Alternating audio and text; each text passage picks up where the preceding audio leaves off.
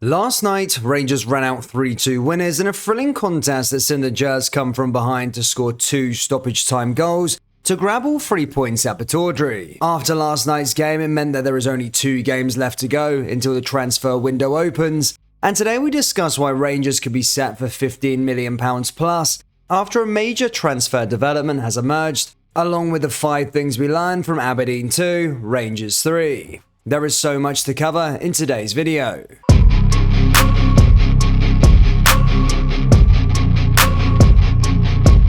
And hello everybody, welcome back to the channel guys. Before we get into today's video, please do smash that like button and subscribe to the channel for daily Rangers content. Former Charlton manager Lee Bowyer has came out and backtracked on his comments that he made about Joe Aribo's move back in 2019. Aribo opted to reject a new contract from the South London side in order to join up with Steven Gerrard's Rangers. Bowyer was unhappy at the decision at the time and claimed that going to Scotland will be detrimental to the starlet's development. But Aribo thrived at Rangers, winning the league title, scoring in the Europa League final, and becoming a Nigerian international, and finally winning a move to the Premier League with Southampton. Bowyer previously performed a bit of a U-turn on his comments while the 26-year-old was impressing at the Light Blues, but still hinted that moving to Brentford may have been better. But now he's in England's top flight, he has gone full hog, and is now willing to admit he had made the correct decision. Speaking to TalkSport, he said, "Obviously from a selfish point, I wanted him to stay with me at Charlton. He was going in a direction as a player, improving all the time and scoring goals. He was just a sub at Charlton when I first went in there, and then all of a sudden he's talking about going up to Rangers. I felt a bit hurt by it because I thought, hold on, I've looked after you here and I've pushed you and got you that option. Just give me a year in the Championship, which would have been good also for his career. Looking back at it, I'm not a silly person and everyone's entitled to their opinion, and that was mine at the time. But I look at it and Joe is now playing in the Premier League, and by going to Rangers, I think playing in Europe has given him more experience than what he would have got playing for Brentford, because Brentford win for him as well. So I think it was the right move going to Rangers, and I'm not just backtracking because Scotsman gave me a bit of stick. Playing in Europe, I know how good that is for your career. It's rewarding for me because I helped him get on that journey." The January transfer window is getting ever closer, and whilst the Gers' priority this winter is to add a few options, there is talk of Rangers stars that could be sold. It is well documented that both Ryan Kent and Alfredo Morelos are in the final 6 months of their current contracts, and they could be a pair that Rangers could cash in on this winter. However, another player who is being heavily linked with an exit is Glenn Kamara, after he has played a bit-part role so far this season. The Finland national team manager came out and claimed that Glenn would need to leave this winter if he isn't going to get game time at Rangers.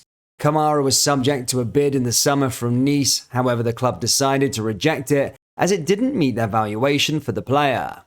As we approach January, a few clubs are being touted with a potential move, with Nantes and Serie A side Salernitana all being heavily linked with the player.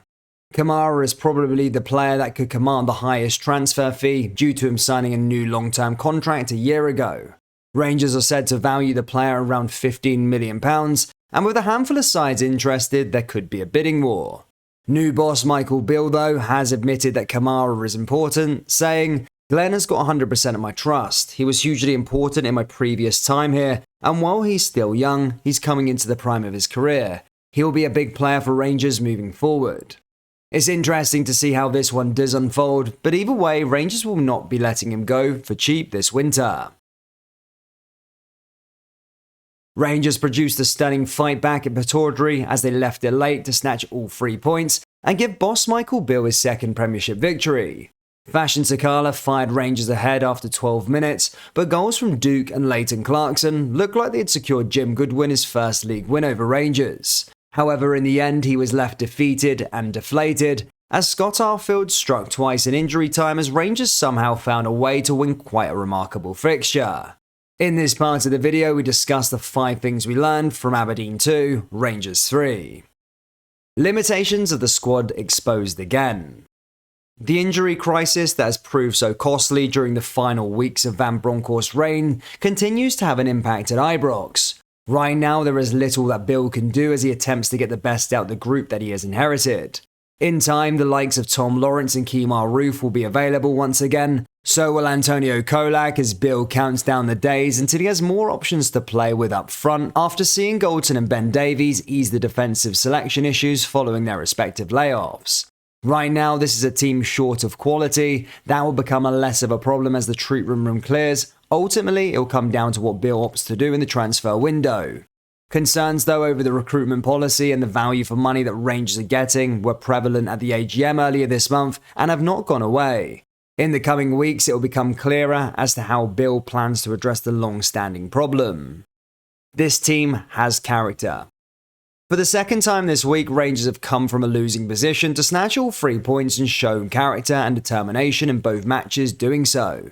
This is something that the team completely lacked in the first half of the season, and it's good to see it in bucket loads just 2 games into Bill's tenure. A new number 1 needed in January. The position of Alan McGregor is one of few issues that Bill is yet to discuss since his return to Ibrox. It may well come onto the agenda sooner rather than later. Fans have been left unhappy with the goalkeeping situation throughout the campaign. The promotion of John McLaughlin to number 1 wasn't met with widespread approval at the start of the season, and McGregor hasn't hit the levels expected or needed since returning between the sticks, as Giovanni Van Bronckhorst reversed his call just weeks into the term. The veteran was culpable at the Dons equaliser. The strike from Duke was terrific, but a step to the left proved costly for McGregor, and he was left flapping as the ball flew by him. Bill has been a long admirer of youngster Robbie McCrory, and Rangers still see him as one for the future. A fact underlined just weeks ago when he signed a new long-term deal at Ibrox, yet he continues to be overlooked for a place in the matchday squad. Bill is unlikely to make any snap calls on his keeper. It is clear that McLaughlin is not the answer, but the boss will need to decide soon whether McGregor is. Super Scotty Arfield. Arfield is a player who was questioned as to why he received a contract extension at the back end of last season, but time and time again this campaign he has came up with the trumps and made an impact. The midfielder was thrown on after an hour, with Rangers trailing in the second half, but Arfield changed things dramatically in the final moments with his stoppage time double. Still work to do. 6 points from your first 2 games against 3rd and 4th in the table isn't bad at all, but as you can see, Rangers have scraped the 3 points and are shipping away far too many goals. As I said, I think we'll see a better Rangers when players return to the fold, but I just want to reiterate that there is still more work to do if Rangers want to compete for the title. Next up for Rangers is Ross County at Dingwall, a fixture the Gers dropped points in last season. Rangers will need to continue this momentum, and with a different kind of test on Friday night, it should be an interesting watch. Rangers fans, what did you make of the 3-2 win over Aberdeen? And do you think Rangers should sell Glenn Kamara in January? If so, how much do you think he is worth? That brings us to the end of today's video, guys. Please do smash that like button and subscribe to the channel for daily Rangers content. Thank you, and I'll see you all next time. Take care. Peace.